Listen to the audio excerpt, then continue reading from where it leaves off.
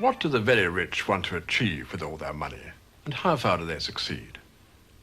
Of course, the question is as old as King Midas, who had his own frustrations when even his food turned into gold. But the rush of new money in the 80s created a whole new breed of multimillionaires, even billionaires, with incomes of more than $2 million a week, which produced a new kind of urgency. Many of them, I think, are freer of guilt and perhaps happier than their predecessors, but there's still something which seems to evade them. And many of them are looking for one commodity, art, which seems to have a special fascination and splendor in the 80s as the central arena where the rich can compete. So in this episode, we're looking for this particular quest in art and to see where it leads them.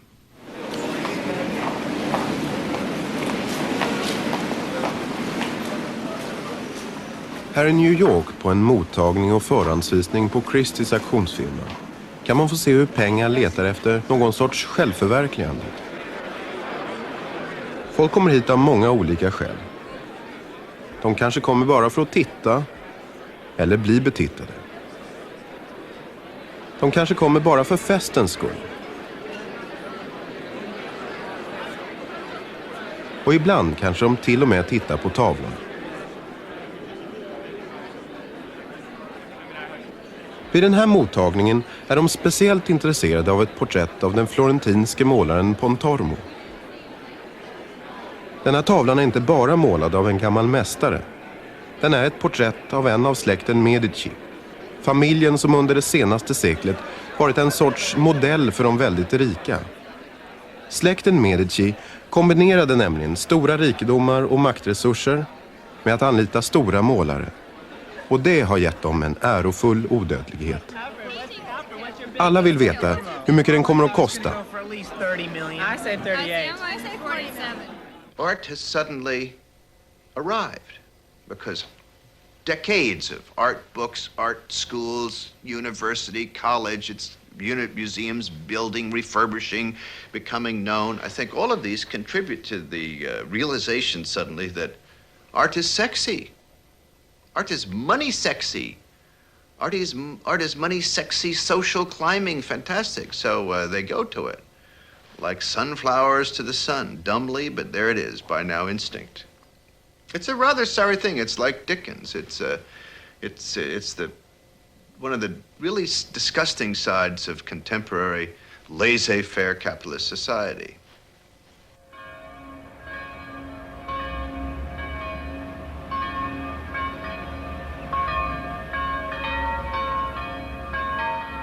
Själva staden Florens är ett av de yppersta exemplen på hur pengar har kunnat översättas på ett så verkningsfullt sätt till skönhet att den grymma hänsynslösheten som är kopplad till den ursprungliga förmögenheten är bortglömd. Bakom dess ovärldsliga prakt låg det alltid maktambitioner och beräkning. Cosimo de Medici var den första som byggde upp familjens makt och förmögenhet och stöd till de sköna konsterna. Cosimo utövade personligen kontrollen över Medici-banken, den största banken i Europa vid den här tiden. I bokföringen som fortfarande förvaras i Florens finns noteringar om bankens lån och låntagarnas amorteringar ordentligt dokumenterade. Bokföringen omfattar 8 filialer över hela Europa. San Marco-klostret i Florens var ett av resultaten av Cosimos skuldkänslor för penningutlåningen.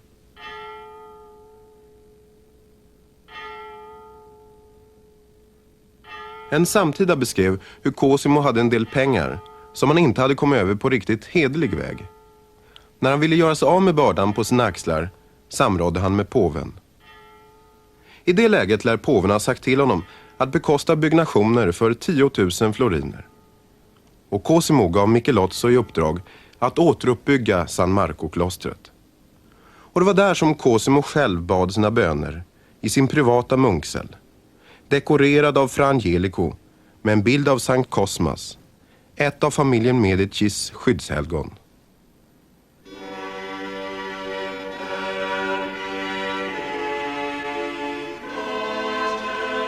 Familjen Medici fortsatte att låta uppföra storslagna byggnader och monument. Men hela tiden var de väldigt praktiskt inriktade sponsorer.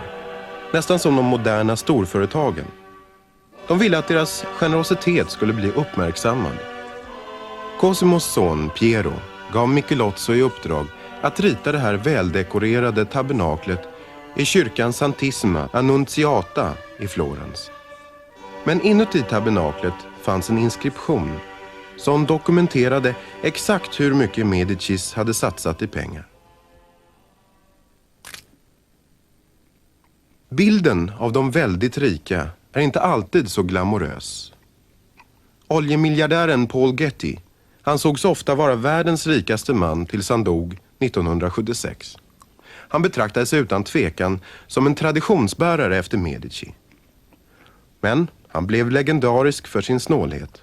Han irriterade sig så till den grad på att hans gäster ringde samtal för dyra pengar att han tillhandahöll en telefonautomat som han förevisade med stolthet. Han köpte sig ett magnifikt landställe, Sutton Place, i närheten av London, där Anthony Sampson en gång fick tillfälle att intervjua honom.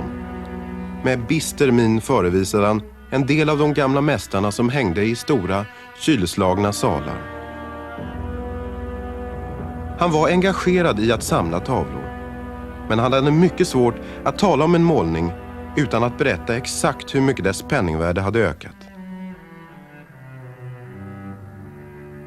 Det verkade som om han aldrig lyckades komma ifrån sitt tvångsmässiga intresse för pengar eller sin isolering.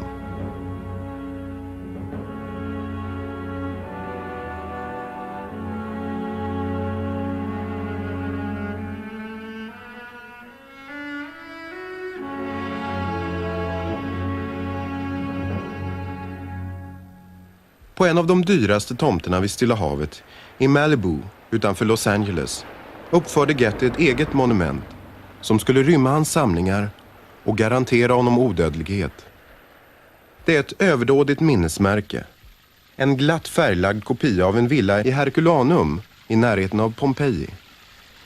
Det är nu det förmögnaste konstmuseet i världen. Dess styrelse har så mycket pengar att den har problem med att inte pressa upp prisnivån. Men många människor uppfattar det här minnesmärket som deprimerande. The Getty Museum is a disgrace. It is a mausoleum, an ego trip of a dying man to perpetuate his name by building this mausoleum. It's a sort of cemetery for him, into which things are bought from the past, scavenging the past, so as to populate a mausoleum in the name of old Paul Getty. If instead he'd used his money to create something for the future, if he'd said, I'm going to put this on a foundation so as to encourage new creativity in the future generations, then I would have admired him. But just to have paid for scavenging the past, to create an edifice to his own glories, I think the most despicable and damaging act. Getty-museet är en av de få samlingar som fortfarande har råd att köpa de allra dyraste tavlorna. 1989 betalar man $35 miljoner för Pontormos porträtt av greve Cosimo de Medici.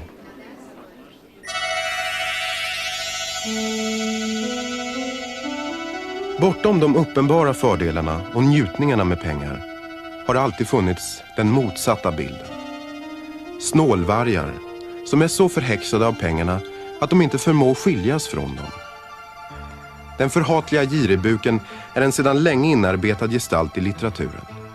Charles Dickens, som själv blev ganska besatt av att tjäna pengar, skapade figuren Scrooge som en antites till julens anda av generositet.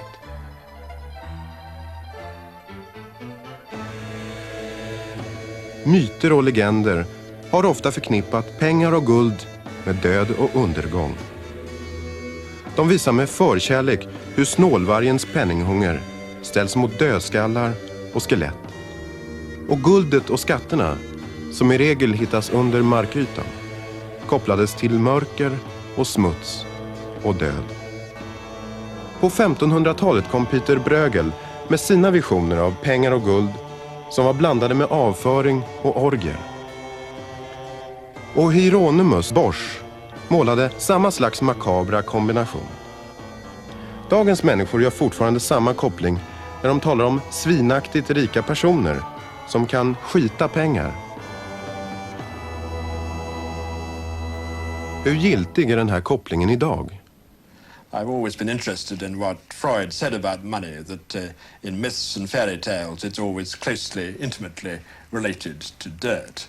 Do you think that is a fundamental psychological connection? Money is supposed to have no smell, to be neutral. But when you come to analyze people, I think Freud's view is very amply confirmed. I think Freud's original view was based on the fact that stool, the defecation, is the first product of the child, and one with which he can control his environment. It's the first gift to mother when a child is toilet trained. It's the first way of controlling her in various ways. I can think of a patient who was away on a holiday with her mother, and whenever mother wanted to go out with a man, she would sit on her pot and not perform, absolutely spoiling mother's going out.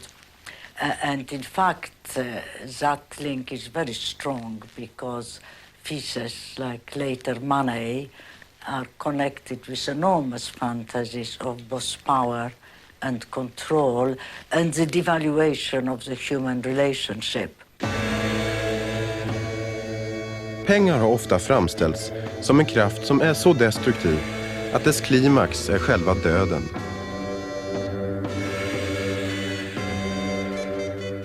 Does that mean, do you think, that people who make money, who are tremendously ambitious for money, don't have normal human relationships? You can't have two passionate commitments, one to money, the other to human relationships. You also, I think, which is important, that the real money makers' relation to money is in fact very unrealistic, because wanting to make a living, wanting to buy and have things and use them is a realistic aim. There is no doubt that we all want to have money for the various uses. Now, past a certain amount of money, and with some people it's very small, if they're money collectors, they sometimes spend little, money becomes something quite else. For a millionaire, whether she has 1 million or 300 millions, really makes absolutely no difference to the way he lives and what he can get for it. It acquires a purely symbolic value.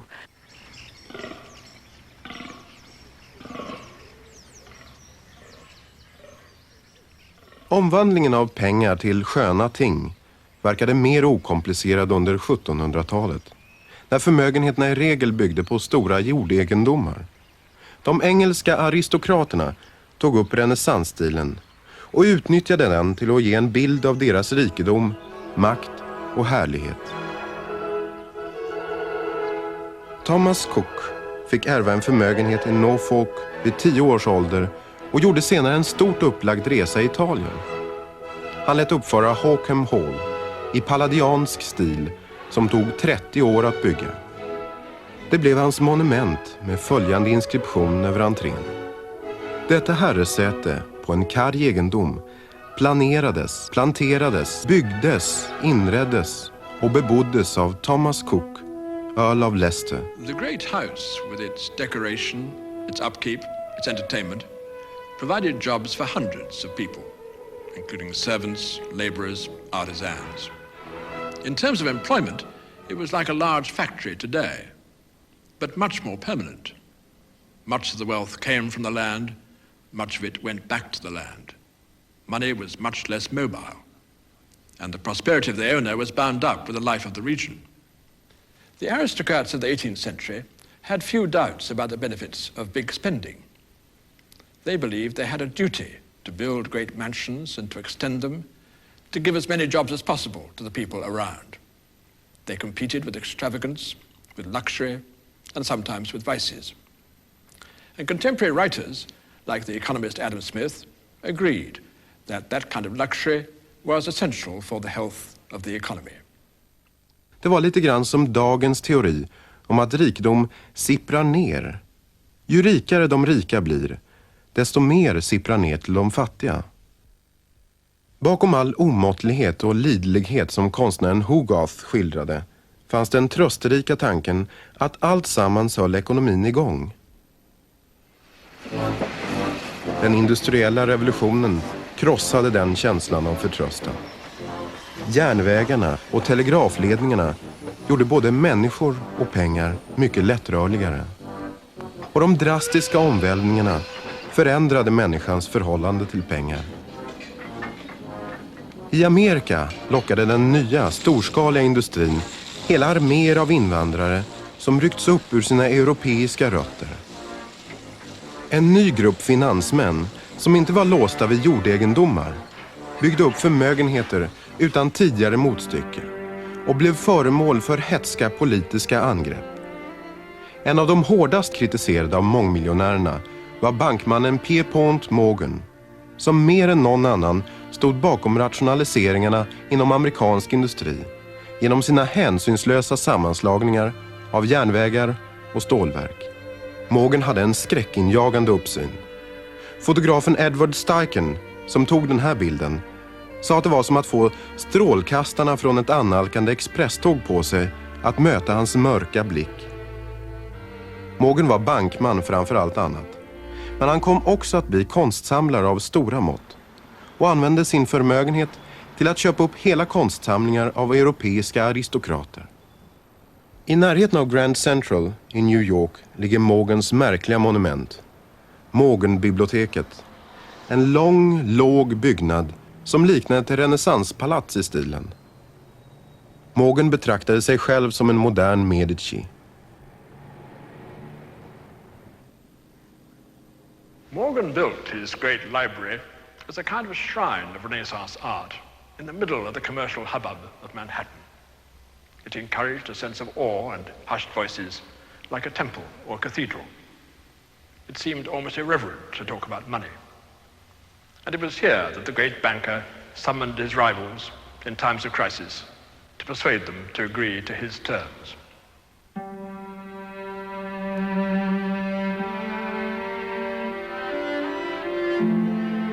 I östra rummet finns det mest förvånansvärda av alla Morgans inköp. Hängt ovanför den stora öppna spisen. För alla som intresserar sig för samlarnas motiv är det en gåta. Det är en blekt 1500-tals gobeläng och den heter Girigheten triumferar. Den latinska inskriptionen kan översättas så här. Liksom Tantalus ständigt var törstig, omgiven av vatten, är giribuken ständigt lysten på rikedom. På ena sidan finns kung Tantalus, den frygiska kungen som var dömd till evigt sökande efter vatten. Och bredvid honom finns kung Midas själv, den mytiska kungen som bad om att allt han rörde vid skulle förvandlas till guld och som fick åsneöron av guden Apollo. Till vänster om kung Midas håller den kvinnliga gestalten girigheten på att uppstiga ur helvetet. Hon har drakvingar, kloförsedda händer och fötter och hon gräver fingrarna i en hög med guldmynt. Hennes vagn dras av en grip med lång röd tunga som sliter offren i stycken och krossar dem under sig.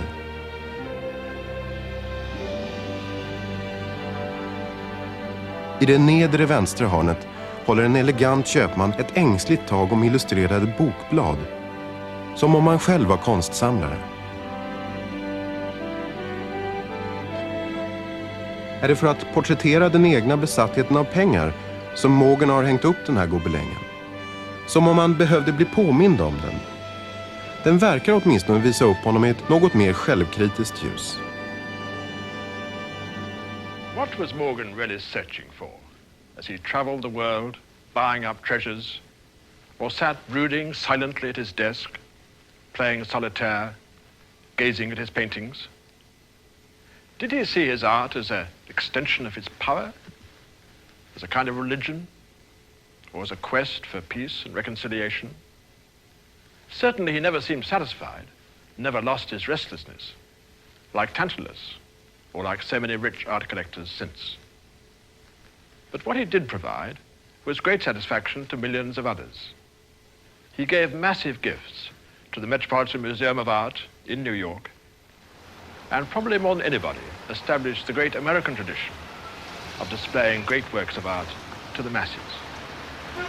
Metropolitans konstmuseum, konstens storslagna fästning på 5:e avenyn, förevigade och utvidgade Morgans alkemiförsök och omvandlade mer och mer pengar till mer och mer konst. Morgan var själv en av de första cheferna, och här finns fortfarande många av målningarna som han köpte in. Bland annat den berömda kolonnaltartavlan av Rafael. Metropolitan-museet har lockat många av de rikaste familjerna i New York, som fått sina namn på en marmortavla i Stora trappan mot stora donationer till inköp av konst, som Brooke Asters donation av Mingborggården.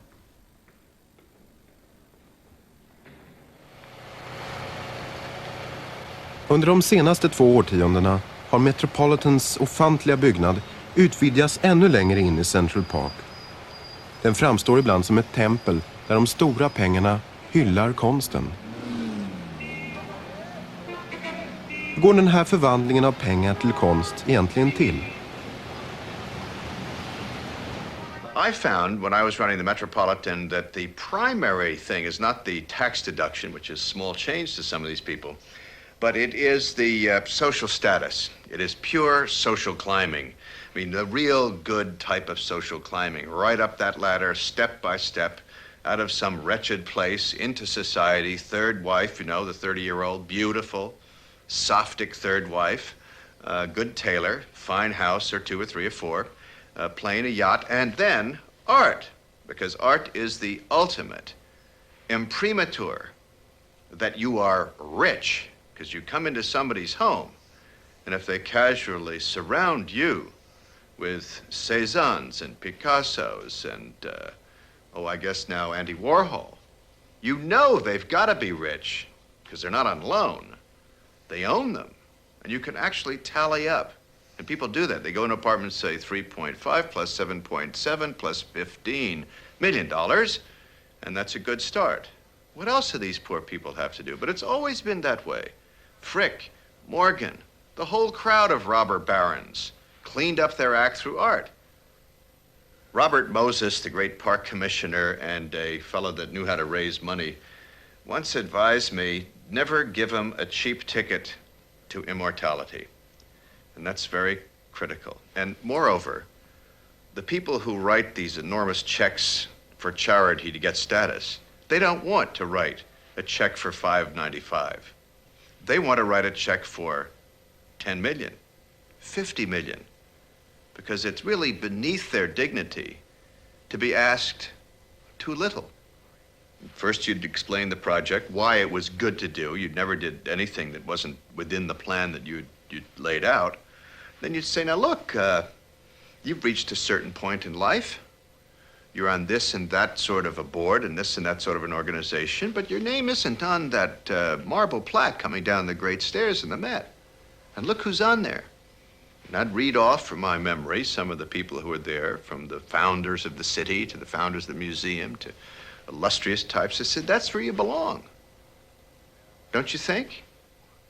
Well, I don't really want any publicity, Tom, and I'm very shy, you know, knowing that the person had a full-time press relations person, not to put him in the press, but to keep him in the press just so, huh? And you'd go through all the denials and the demurrers, and then you'd say, well, are you going to do it or not? I mean, you wouldn't want people to know that you really didn't feel that much about culture in the Met. It's not only the very rich who've been turning art into money or money into art. All kinds of ordinary objects, from playing cards to old cars, from cookie jars to postcards, have been given a value and collected. Are we all becoming like the cynic, as Oscar Wilde said, who knows the price of everything and the value of nothing? The masters of this kind of alchemy have been the 2 auction rooms, Sotheby's and Christie's, who have bought more and more different kinds of objects under their hammers, bidding the prices up and up, and able apparently to turn almost anything into dollars, yen, or pounds. £1 million. 1 million pounds. 1 million pounds any more? How more? 1 million pounds any more? 1 million pounds any more? Auktionsfirmorna gav spridning åt diagram och statistik som uppmuntrade folk att betrakta tavlor som investeringar i stil med aktier. Sotheby's köptes av den amerikanske miljardären Alfred Taubman som byggt upp sin första förmögenhet i fastighetsbranschen och som i ännu högre grad kopplades Sotheby's till den internationella investerings- och finansvärlden. When a big collector spends over $1 million on a painting, what is he really searching for? I think, as with most human affairs, there is a mix of emotions, a whole spectrum from the noble perhaps to the more ignoble. And again, I would say this has probably always been the case. Yes, indeed, people have always bought works of art for personal prestige or status, to show off, if you like. A perhaps kinder way of putting that might be that they would share, even at second or third hand, in some creative impulse which had created the work of art. But isn't there a conflict of interest between the need to bid up prices in the art market and the need to encourage and to protect the creativity of the artists themselves? Yes, I share some of the concerns about a lot of interest in art prices with, you know, the lonely business of getting to grips with paint and canvas. Presumably when you're painting, you're not able all the time to think about, you know, the fee. There could be a conflict there. I believe that we suffer to some degree from too much information. We know more about what is going on in any given market, or indeed any given set of studios around the world than we ever did. We have bigger horizons, but more information to cope with.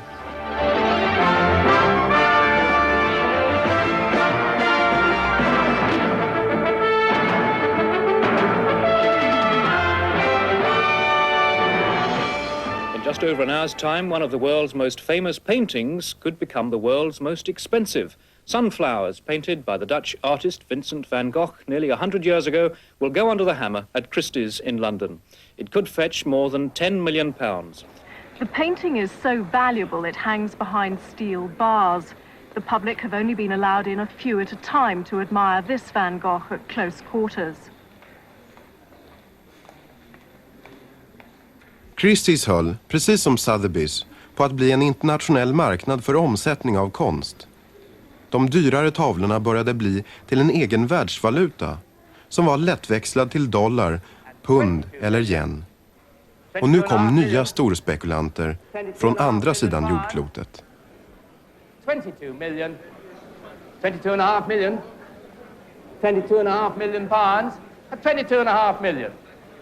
At 22.5 million pounds. Last time, at 22.5 million pounds, at 22,500,000 pounds for the last time. The painting had sold for a record price no one had expected. With the premium, the total price was nearer £25 million. Afterwards, all that the auctioneers would say was that it had been bought by a foreign collector who wishes to remain anonymous. I Tokyo gick japanska köpare in på marknaden och försökte förvandla sina nya förmögenheter till konst. Som Morgan och andra amerikaner hade gjort 100 år tidigare. Försäkringsbolaget Yasudas nya skyskrapa har ett konstmuseum på översta våningen. Det är där som Van Goghs solrosor är utställd. Tavlan köptes av styrelseordföranden, herr Goto. 投資なんてこと初めから考えてませんしね、いいものであれば欲しいと、しかもまあ私の鑑賞にあったということでね、全く投資という考え方はねなかったわけです。2月の末でございましたけどもね、クリスティンの日本のね、美術館で全くこう手に触るというようなところでね、拝見しましてね、まあ瞬間的にね、これだと、まさにこれはね、絵の専門家が言うようなねしい言葉知りませんけどもね、勇気と情熱を感じたわけですよ。これはまさに大きいでしょ。大きい花びらが15枚もありましてね、そしてね、その迫力とそれ明るさというかね、そういうものが私に勇気と情熱というような言葉にね、私の言葉で言えばそういう感じでね、これ出てほしいなと思いました。ただ金儲けばかり、お金の面だけにね、これも一つの社会的責任、貢献ですけどもね、お金儲けに関係ないですね、やっぱり文化という面にですね、企業は意を持ちなきゃ一流企業とは言えないというふうに考えております。The role of the auction houses in bringing art to the very rich is vital. And it was all invented by a chap at Sotheby's years ago by the name of Peter Wilson. And Peter Wilson, canny fellow that he was, decided that all the auctions at Sotheby's would be at the hour that one would wear black tie. Great cachet in London and in New York. And that has just fed the whole society aspect of the great sales. Sold at £80,000 to a bidder at the back of the room, then. And every week there is the auction of the century. So they have clever public relations people, clever advertising. They get the last few clicks out of every one of those things. And the rich love it because they can go and show off. They can go and the newest dresses can be there. And then they can go and watch their buddies win, lose, or draw at that exciting sportive activity called the auction, which is really rather like looking at old gladiatorial and boxing matches. 10 million five, now say 11. $11 million.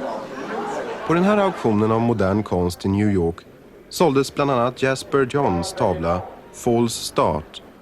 1960 såldes den för $3,000, varav han själv fick hälften. Nu blir priset åtskilliga miljoner, men Johns får ingenting.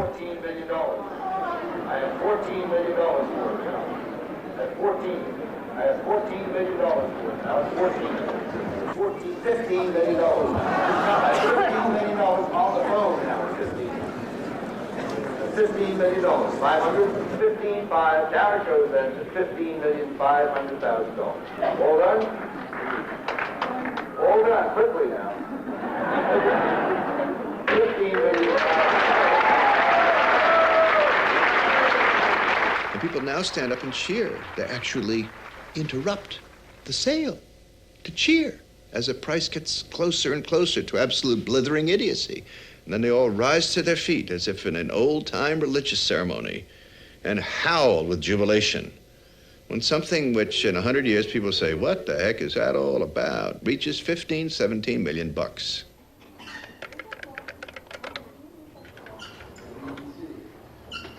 Efterhand som priserna på modern konst skjuter i höjden från tusentals till miljoner dollar börjar tavlorna locka samlare med mycket skarpare blick för pengar och vinster.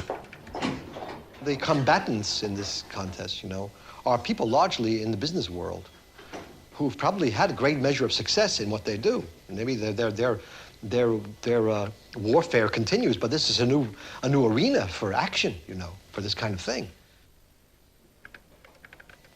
This is a very, very recent speculation. Nobody's ever asked this question before. Why are they doing this, Why not in some other area? Well, they've done the other areas, Fine arts, legitimate, it's honorable, it's esteemed, it's a fine zone. Nobody's going to criticize you. Somebody might criticize you for acquiring some poor little company in the Middle West that was foundering, and say, oh, you, that poor little company with the workers now, they've become just a tool or a pawn by great finance. But you can't say that about the arts, You're nourishing a culture by buying art, But as I say, I must emphasize constantly that terrible distortions have taken place. The present moment is a great deal of money out there, and it's uninformed money, right? There's a lot of ignorant buying, and it's distorting things, I say, and it makes for a current of distress just below the surface, below this vibrant, energetic, money-passing surface. There's something else going on.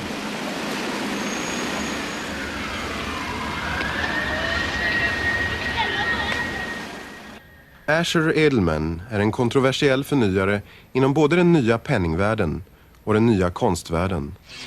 Han köper och säljer aktier i företag runt hela världen.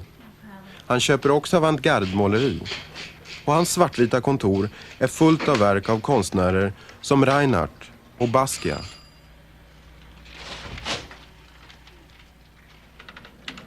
Den nya teknologin och den nya fantasin i samexistens. Well, I think it's essential for me in life to, when I go anywhere or I am anywhere or when I work or when I rest, to have my eyes rest on something that is beautiful. That's something that has always been part of my life since I was a kid, and it remains part of my life. Edelmans lägenhet på Manhattan, med ett florentinskt vildsvin på balkongen, ser mer ut som ett museum än en privatbostad. Han gör mycket väl genomtänkta inköp av modern konst. Priserna mångdubblas ofta. Men i den här kliniskt rena miljön är det svårt att veta var konstälskaren avlöses av investeraren. I vilken utsträckning sammanfaller samlarblicken med finansmannens öga? I think there's some connection between the energy of the financier and the energy of the art lover. I think that a successful financier makes very specific, precise and accurate commitments, and I think looking at art requires that same type of discipline. Collecting contemporary art has certainly become fashionable. Going to a contemporary art auction now or 15 years ago is quite different. In fact, 15 or 20 years ago, I remember we went in black tie. The auction houses were much smaller. The prices were considerably different. In fact, in contemporary art, you could assume that if you bought a painting, it was then worthless. So you didn't collect, you had nothing to do with money when you were collecting art. Now, of course, it's become both a money and a fashion game. But I'm not sure that's bad, because in areas, in periods of great patronage, more and more art gets created, and when more and more art gets created, there's more good art around. I mean, collecting art has become the substitute for a big car with fins in the United States. And I think that's probably a plus.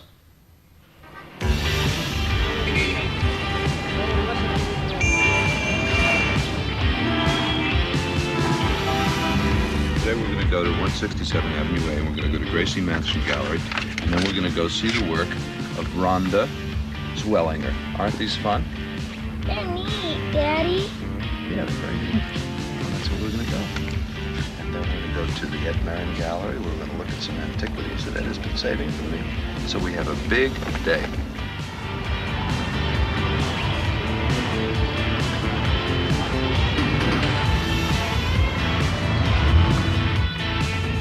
Edelman tycker att det är roligt att lämna den egna lyxlägenheten och besöka konstnärer i den betydligt mer bohemiska miljön i Manhattans East Village, där målarna har sina ateljéer i nedgångna bostadskvarter.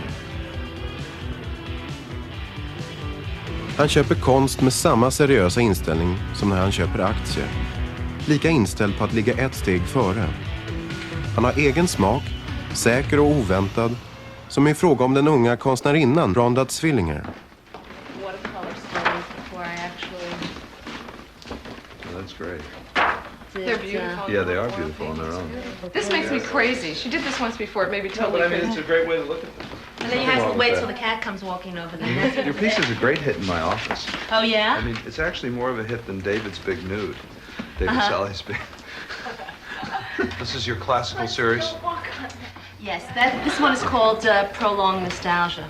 It would go great with the new Greek head I just bought. Just put right over here. It's a marvel. I've never been to Greece. I'm dying to go. Yeah. We go almost all summer, every summer. Lucky you.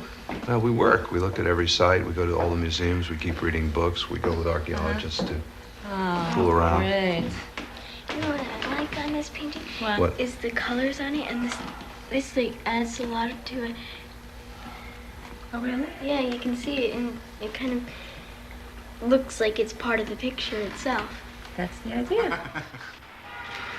Anyway, I thought you should really see this. It's I think it's certainly the best piece of gold that I've ever owned from Zuwiki 7th BC.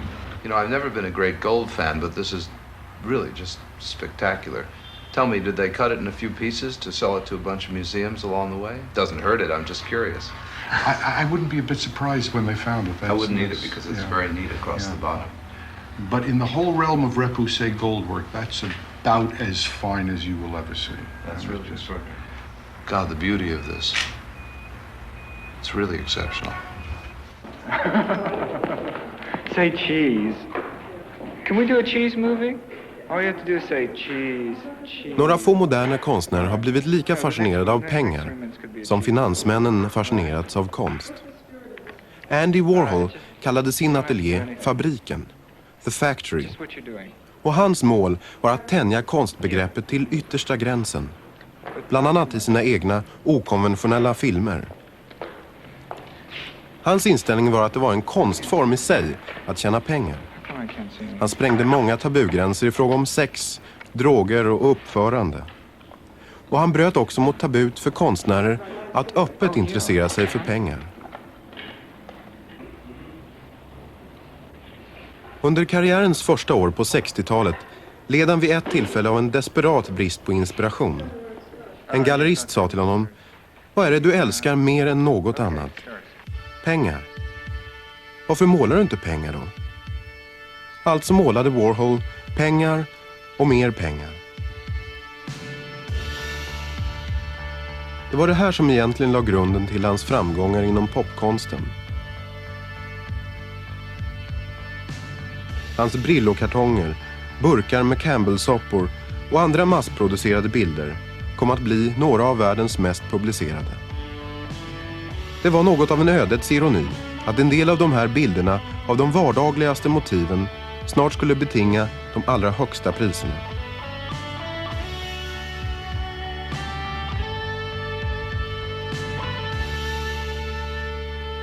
Warhol was the most relaxed of the artists about his participation in the economics of art.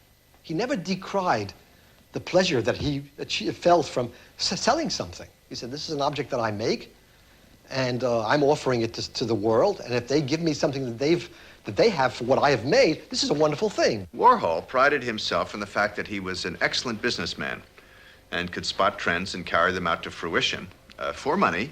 And he went around talking about this very proudly. And indeed, he was a brilliant illustrator in the advertising world before he became a fine artist. And he always claimed that he really wasn't a fine artist. He was creating things, paintings, multiples, dollar bills, businesses. Galling to think that he may be the most important artist of the second half of the 20th century. Lot 63, the Andy Warhol, and I have $100,000 for it. I have $110,000 for it, 110, and 120, $130,000. Warhols verk drog till sig de stora pengarna och priserna sköt ännu mer i höjden efter hans död 1987.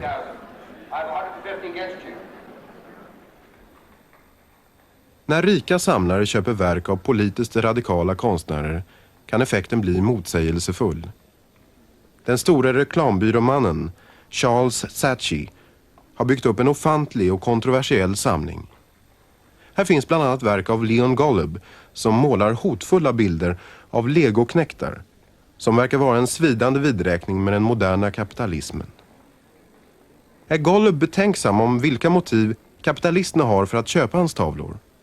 Their motives are no more clean or unclean in collecting than mine are in making it and making my decisions on what I want to do. I'm not cleaner than they are. You see, I have mixed motives in how I approach my art. It's a false distinction to see the artist as pure and see the society in which he is selling his work as impure.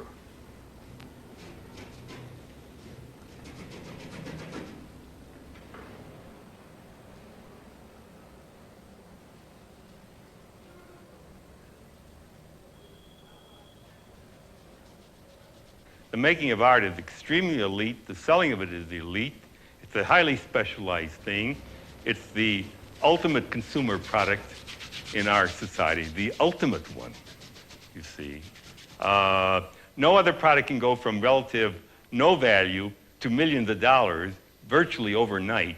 Overnight maybe being 20 years, but that's still overnight in a historical sense. It is a consummation. Art is a certain kind of consummation when it enters the marketplace. No one can truly escape that.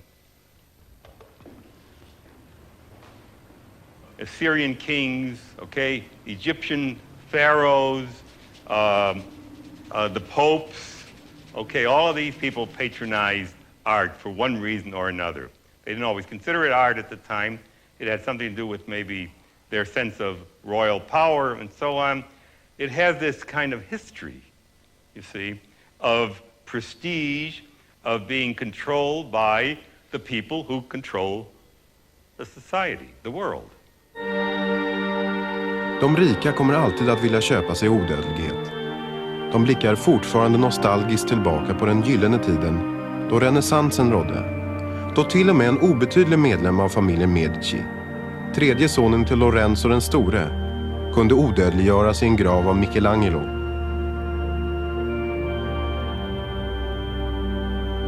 Men de nyrika är faktiskt inte samma sak som familjen Medici.